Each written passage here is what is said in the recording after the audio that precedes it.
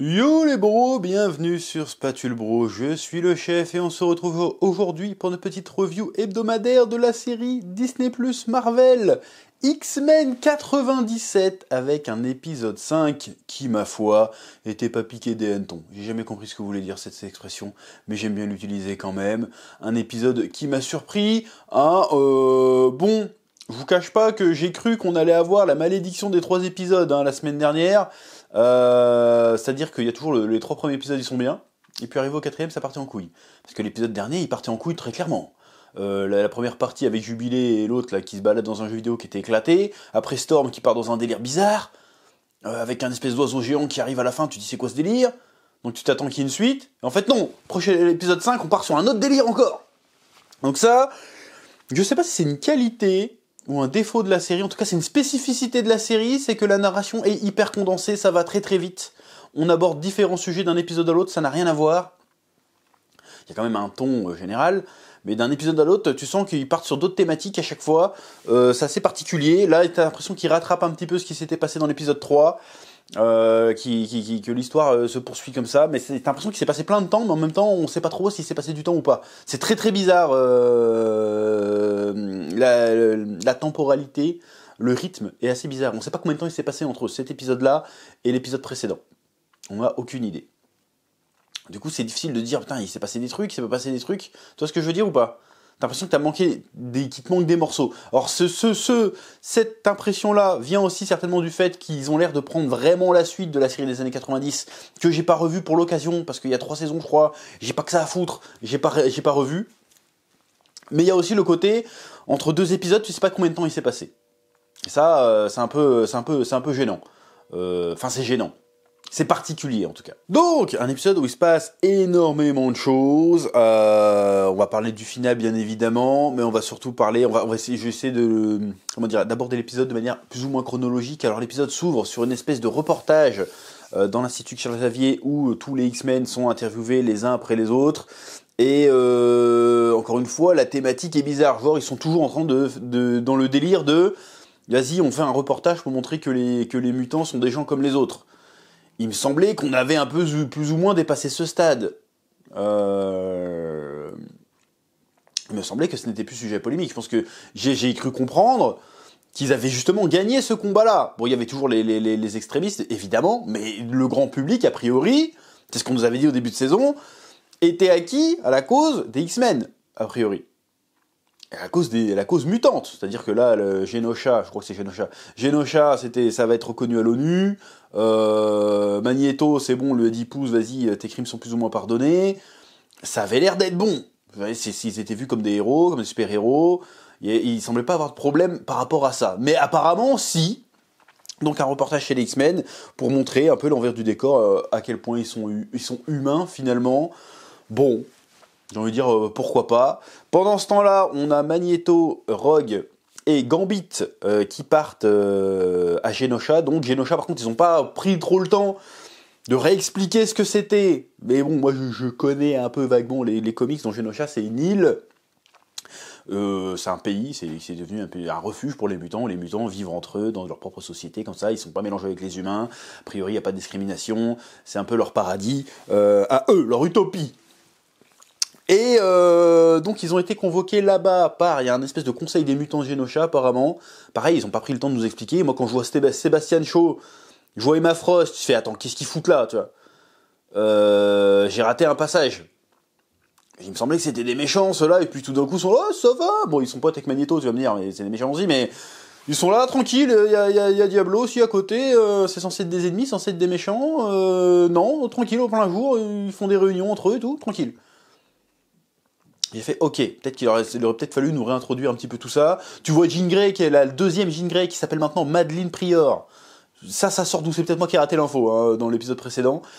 Qui arrive et qui en fait que là tranquille, ah, salut, c'est moi la clone de Jean Grey, je suis tranquille, je fais partie du conseil et tout. Tu te dis qu'est-ce qui se passe? Ils ont pas vraiment pris le temps, selon moi, de réintroduire ce que c'était. T'arrives, t'as des statues de Charles Xavier, t'as des statues de Magneto géant, t'as l'impression en fait, ils ont fait une introduction à la Wakanda, tu sais. T'as l'impression qu'ils arrivent au Wakanda, t'as une espèce de musique tribale et tout, genre, oui, être mutant c'est une culture, non, enfin non, peut-être dans leur truc à eux, mais en vrai, Tu sais, moi, ça m'a fait un frisson d'appropriation culturelle. Pourquoi il y a des tam-tams? Qu'est-ce qui se passe? Tu balances des lasers, t'es pas africain, qu'est-ce que tu fais? Enfin bref. Donc il te présente ça un peu comme il présente le Wakanda en mode ouais, c'est l'apogée de la civilisation mutante et tout. Putain, et l'apogée de la civilisation mutante, qu'est-ce que c'est, gros? C'est pour ça que je trouve que c'est bizarre, parce que je trouve que ça dénote totalement avec le délire. C'est censé être le futur, c'est censé être... Vas-y, on est la prochaine étape de l'évolution de l'humanité. Ils se baladent dans les rues, t'as l'impression que c'est limite une favelas, le bordel, et c'est quoi ce délire? T'as un souk, t'as un mec qui vend des pommes, t'as des spectacles de rue avec des gitans, c'est quoi ça? Je dis pas que c'est pas bien, mais c'est pas l'idée que je me fais de... C'est un paradis, il y a des bohémiennes, c'est quoi le délire? Bon, pourquoi pas, hein? Mais j'ai dit, bon, t'essayes de nous faire quoi, là? Ils ont essayé de nous faire un Wakanda mutant, genre, ouais, c'est notre culture, c'est machin, mais vous avez juste des pouvoirs.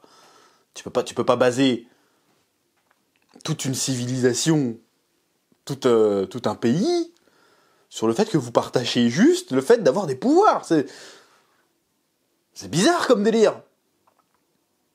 Mais enfin bref, faut lui dire pourquoi pas. Donc on revoit Diablo, c'est à peu près tout qu'on voit comme ancien X-Men, hein, il me semble. On voit comment ils s'appellent, les Morlocks, je crois que c'est ça. On voit, comment il s'appelle, celui qui se dédouble, j'ai oublié son blaze. Madrox, je crois que c'est Madrox, je crois. Son vrai nom, mais son nom de mutant, je ne sais plus c'est quoi. Mais il y a Madrox qui est là, mais pareil, c'est censé être un méchant aussi, mais ils sont là. Bon, tu vois un peu comment ça se passe, ok, on sait pas depuis combien de temps ils sont là. Ça aussi la question. On ne sait pas, ça fait combien d'années que Genosha existe. On n'en sait rien. Et pourtant, ça a l'air développé, il y a l'air d'avoir un système politique, tout le monde vit en harmonie et tout. Et pourtant, voilà. Et pourquoi les X-Men ne vivent pas là-bas? Ça, c'est la question que je me pose aussi. Si les mecs se font chier à protéger ça, pourquoi ils vivent pas là-bas? Pourquoi ils continuent à avoir un institut Charles Xavier pour accueillir les mutants, alors que tout ce qu'il y aurait à faire, bah, c'est de les envoyer sur cette île, tout simplement. Hop, il leur file une citoyenneté, j'en sais rien, t'as un mutant, vas-y, t'as droit à la citoyenneté, tu rentres, et puis voilà, on est tranquille, et t'es plus discriminé, tu vois ce que je veux dire? Donc il y a des trucs que je comprends pas, qui mériteraient un peu plus d'explications. Voilà, oui. Et donc ils font venir Magneto, et Magneto il vient avec Rogue parce qu'ils veulent que Magneto devienne le leader du monde mutant. Parce qu'il était déjà le cas, c'est lui qui était à l'ONU en train de négocier. Et là ils disent non mais maintenant tu dois devenir le chef de Genosha, mais c'était pas déjà C'était pas votre chef déjà de base? Enfin votre représentant? Bah apparemment non. Donc du coup là ils veulent qu'il devienne leader de Genosha, et lui il fait moi je veux bien, mais du coup je veux une reine avec moi, je veux l'idée avec Malicia, avec Rogue. Bon après il donne une explication bon, la série est assez bien écrite en réalité quand même, hein. Il fait oui parce que moi en fait je suis quand même je suis le gars fort et tout, mais toi t'as le côté empathique, donc il faut que moi je suis l'inflexible qui va protéger notre peuple coûte que coûte, mais toi t'es la personne empathique qui va adoucir tout ça. Donc vas-y viens avec moi, et puis en plus je suis le seul qui peut te ken visiblement, donc quand t'as affaire t'as qu'à rester avec moi. Voilà, bon bref. Donc ça c'est plutôt intéressant, même si c'est assez flou, hein. J'ai trouvé ça un peu flou, mais c'était plutôt intéressant. En parallèle à ça, dans l'Institut Xavier, on revient sur la relation Jean Grey-Scott Summers.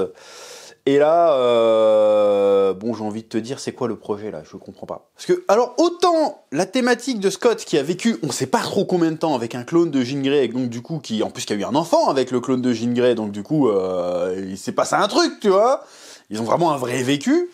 Et le retour de Jean Grey, qu'on sait pas depuis combien de temps elle est partie non plus, et qui partage plus ou moins les souvenirs avec sa clone, ça c'est intéressant. Parce que là, c'est donc ces deux personnes qui donc a priori s'aimaient, qui en fait, sans le savoir, ont vécu une vie différente pendant X temps, et donc sont devenues des personnes différentes. Et au moment où ils se retrouvent, la question c'est, est-ce qu'ils vont réussir à se retrouver malgré tout ce qui les a séparés, tu vois. Ça c'est intéressant.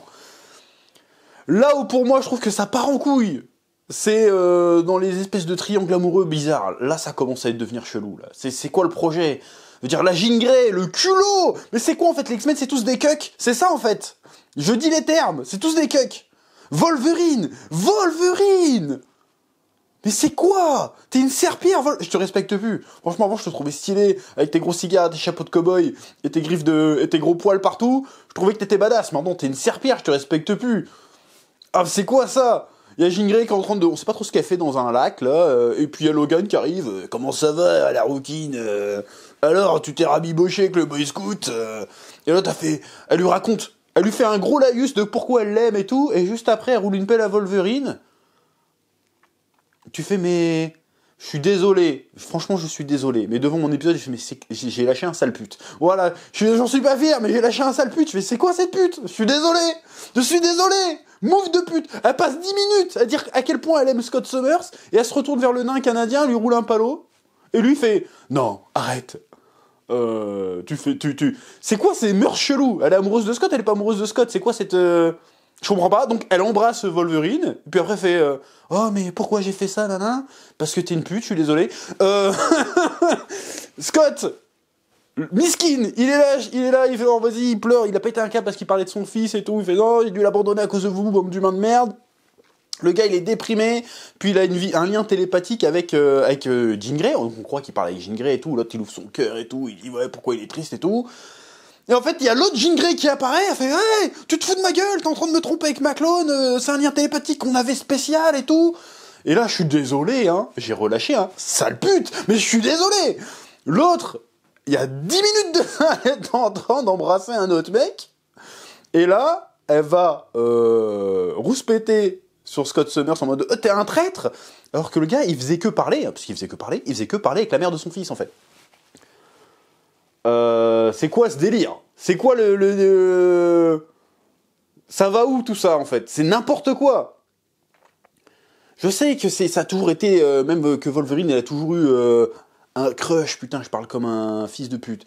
Il a toujours été attiré par Jean Grey, et Jean Grey toujours été attiré plus ou moins par lui, mais là c'est n'importe quoi. Je veux dire, c'est n'importe quoi. Et l'autre, le Wolverine qui est toujours en train de... Ah, je vais t'attendre, Jean Grey. Quand tu arrêteras avec Scott, tu pourras revenir vers moi. Sois digne! C'est quoi ce manque de dignité? Bon, bref. Donc c'est juste le truc que j'arrive pas à accrocher. Je n'arrive pas à avoir d'empathie pour des gens qui sont complètement... je trouve pas le terme. C'est quoi le terme? Bah, j'ai pas le terme. Mais complètement... Peut-être pas, je vais trouver un terme. En fait, les personnages vont dans tous les sens, en fait, à ce niveau-là. Tu peux pas faire 10 minutes pour nous expliquer à quel point t'aimes Scott, et juste une fois que t'as fini ton laïus, tu te retournes, t'emballes le nain. Non. Et après, tu vas gueuler sur Scott parce que lui, il parlait avec... Il faisait rien d'autre, hein. Il parlait. Hein. Juste parce qu'il parlait avec la mère de son fils. Tu peux pas être aussi inconstant que ça. Faut qu'il y ait une logique. Là, je suis désolé, la Jean Grey, elle passe pour une connasse. Ok, c'est une victime, il s'est passé un truc terrible dans sa vie et tout ce que tu veux, mais elle passe pour une connasse. Elle arrive à reprocher à Scott, « Hey, je suis resté sur Terre pour toi et tu me fais ça ?» Mais il y a 10 minutes, t'es en train d'embrasser le nain. Qu'est-ce que tu racontes? Donc là, ils ont vraiment des mœurs chelous. Et c'est pas des adolescents de 14 ans, hein. Donc, à un moment, tu sais te tenir. Bref, en parlant de mœurs chelous, t'as toute l'histoire avec Gambit, Rogue, Magneto, qui se résolvent plus ou moins dans cet épisode. Donc il y a Malicia qui va une fois que Magneto lui fait la proposition de devenir sa partenaire officielle pour diriger Genosha, elle va voir Gambit et elle lui dit bon Gambit, faut que je te raconte un truc. C'est en fait quand j'étais jeune, ma mère a rejoint des activistes mutants et puis m'a présenté à Magneto. Bon, il a 70 piges de plus que moi, mais tranquille. Et en fait, on est devenus amis, puis un jour, on s'est rendu compte que ses pouvoirs magnétiques faisaient en sorte, parce que ta gueule, qu'en fait, je pouvais le toucher. Donc du coup, il m'a déglingué. Voilà. Et c'est le seul gars au monde qui peut la déglinguer, a priori. Donc voilà. Et du coup, je vais aller avec lui, parce que même si je t'aime bien, tu peux pas me déglinguer, parce que si je te touche, tu tombes dans les pommes. Et voilà. Donc du coup, et c'est ça l'argument, hein. C'est ça l'argument. Je peux pas être avec toi parce que tu peux pas me déglinguer. Elle dit pas ça comme ça. Tu peux pas me toucher. Et là, le Rémi, parce que je suis désolé, c'est un cuck. On va dire qu'il est romantique. Non, c'est un cuck. Je suis désolé. Il fait genre, non, mais il y a des trucs plus importants que la peau. Je t'aime quand même et maintenant on va devenir amis. Et puis c'est tout. Maintenant, d'accord que tu... Ok. Là, pour le coup, il a été classe. Vas-y, on reste amis, machin. Mais t'es quand même un cuck. Bon, bref. Donc ouais, il y a des mœurs un peu chelous. Je sais que ça essaie de parler de relations complexes, machin, mais là t'as l'impression que c'est des ados en fait complètement cons. Je suis désolé, c'est des ados complètement cons. Je préfère aller me taper le vieux papy parce qu'il peut me toucher et toi tu peux pas me toucher. Bon, vous allez pas me faire croire. Putain, il y a 2 épisodes de ça, on a vu qu'il y avait des colliers anti-pouvoir. Tu mets un collier anti-pouvoir, le temps de te faire déglinguer, puis tu l'enlèves après. Je sais pas, il y a des solutions. Il y a des solutions. Non, vas-y, je vais aller avec Magneto, puis au dernier moment, encore une fois, va voir Magneto, elle lui roule un patin, alors que ça fait je sais pas combien d'épisodes qu'il la déglingue dans la salle des dangers, c'était marqué. Et là, je dis, oh non, finalement, je suis désolé, mais il avait raison, y a pas que la peau dans la vie, il y a aussi des sentiments, du coup, je vais aller retourner voir mon cuck canadien, non, il est pas canadien d'ailleurs, cajun, finalement, je vais retourner vers lui, et voilà. Encore une fois, ils ont 15 piges. C'est quoi cette immaturité émotionnelle, cette inconstance, on change tous les 5 minutes de partenaire, c'est quoi en fait? C'est quoi, c'est une série qui essaie de promouvoir l'espèce de polyamour là? Ou je sais pas quoi là? Bon pourquoi pas, mais faites-le bien, parce que là c'est n'importe quoi là. Là c'est n'importe quoi, je suis désolé. Là les personnages, un coup, il veut qu'elle avec celui-là, dans un seul même épisode. Bon, relou. Ce qui nous amène à la scène finale où il y a Jean Grey et Madelyne, du coup, parce qu'elle s'appelle Madelyne maintenant, c'est pas pourquoi, qui ont une espèce de crise et qui se souviennent de la vision qu'ils ont eue dans un épisode du futur. Et elles entendent la voix de Cable, et puis il y a Cable qui arrive, coupez la musique, il arrive. Et c'est tout. Le gars, il peut voyager dans le temps, et tout ce qu'il trouve pour prévenir les gens, c'est « Eh vite, barrez-vous, ça va péter !» Et personne l'écoute. Je sais pas, t'as peut-être trouvé une autre solution. Et du coup, là, la Jean Grey, enfin, la Madelyne Prylor, elle voit Cable qui vient lui parler, elle reconnaît ses yeux, elle fait « Oh, mais tu as survécu, Nathan !» Il fait « Désolé, maman !» Et il repart dans le passé. Et là, il y a un espèce de une méga sentinelle de l'espace de ouf, méga géante qui arrive, qui crache plein de sentinelles et qui se met à exploser tout le monde. Et là, l'épisode était bien déjà dans la globalité, tu sens qu'il y a une espèce de... Il était très cinématographique, ça veut un peu rien dire, mais tu comprends ce que je veux dire. Donc c'était très très cool, la scène de danse avec Magneto et Malicia était très très bien faite, franchement l'animation était vraiment très très stylée. Tout était très très bien fait, même les animations de Pietro quand il se téléporte et tout, c'était vraiment très très bien fait. Pas Pietro, non, comment il s'appelle Diablo, son vrai nom? Piotr, non, merde. J'ai oublié le blaze de Diablo à la base, je crois que c'est Piotr, mais je suis pas sûr. Bref. Donc ouais, la scène de baston avec la sentinelle géante qui explose tout le monde, c'était vraiment très très bien fait pour le coup, là ils se sont vraiment lâchés. Le combat de Magneto, incroyable de charisme, quand le gars il a des flashbacks, j'allais dire du Vietnam, mais non c'est pire, il a des flashbacks d'Auschwitz et tout, quand il voit tout son peuple qui se fait éclaser, il fait non, je les vengerai, l'autre qui te balance un TGV dans la gueule de la sentinelle et tout, c'était méga stylé. Et puis comment il meurt évidemment, bon a priori, il meurt, sa scène de mort est stylée parce qu'il essaye de protéger, et il dit un truc en allemand au petit garçon qui a peur, et je sais plus ce qu'il dit, alors j'ai vu, apparemment la traduction c'est tout va bien se passer, et puis boum, il crève, avec un dernier regard à Malicia, qui venait de le cuck. Voilà, c'était assez réussi pour le coup, là franchement c'était méga stylé. C'était méga stylé avec Rock qui pète un câble et qui essaie de foncer, Rémi qui lui balance la bagnole dans la tronche et qui va à sa place, qui se fait péter et puis qui se fait exploser avec la machine. Évidemment c'était méga stylé avec la dernière réplique, mon nom est Gambit, souviens-t'en ou je sais pas quoi, c'était méga stylé. Méga triste, et puis en plus finalement tu vois le dernier plan était assez stylé aussi, où tu vois Rogue au milieu du cratère qui pour le coup a sa main vraiment touchée qui touche de sa main nue le cadavre de Gambit, et qui dit je te sens plus, alors que c'est la première fois qu'elle le touche pour de vrai, et le premier truc qui lui vient c'est que je te sens plus, genre t'es mort quoi. Donc ça c'était très beau, c'était très bien fait, c'était vraiment en termes de musique, en termes d'animation, c'était vraiment très très stylé. Alors je sais qu'il y en a qui kiffent toujours pas l'approche graphique, mais sur cet épisode pour le coup ça faisait vraiment très très le café. Or il y a énormément, chaque plan pue la Japanimation en vrai, hein. Ah tu vois certains plans, tu dis jamais tu vois ça dans les animés américains, hein, tu vois ça dans l'animation japonaise normalement, et j'ai envie de dire pourquoi pas, tant mieux, mélangeons les cultures, mélangeons les influences, parce que c'est ce qu'il y a de mieux à l'animation japonaise en termes de genre de trucs. Méga stylé, mais par contre tout aussi stylé que ce soit, tu sens que, vu qu'ils ont mis Cable, qu'à un moment donné, ça va être effacé. Ça a forcément été effacé à un moment donné, je pense. Alors j'ai vu qu'il y en avait qui parlaient que ça va être les New X-Men, du coup, qui allaient se pointer.